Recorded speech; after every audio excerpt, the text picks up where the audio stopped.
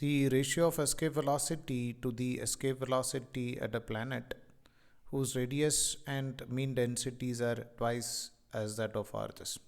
So we are comparing Earth and a planet. And it is given that radius and mean densities are twice that of Earth. Means if you are assuming that radius of Earth is r, for that planet it is 2r, and if density is rho, for that planet it is 2 rho. So Rm is to find out the relation between escape velocity and these parameters. So we know the equation for escape velocity, that is 2gm divided by radius of that planet.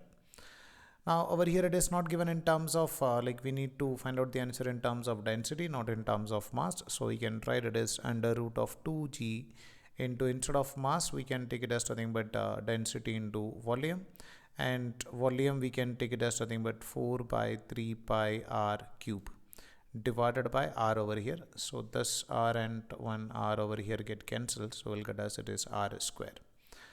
So we can write the relation between them, that is velocity is directly proportional to root of density, and if you are taking this r square outside the root, it is going to be r. So we can write the ratio of, so Rm is to find out the ratio of escape velocity at Earth to that at the planet.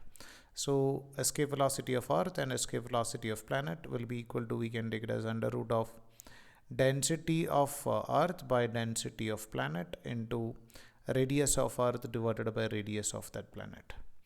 And density of Earth we can take it as nothing but rho, then the density of planet is going to be 2 rho, and radius of Earth is if it is r, then the radius of that planet is nothing but 2r. So this r and this r get cancelled, this rho and this rho get cancelled.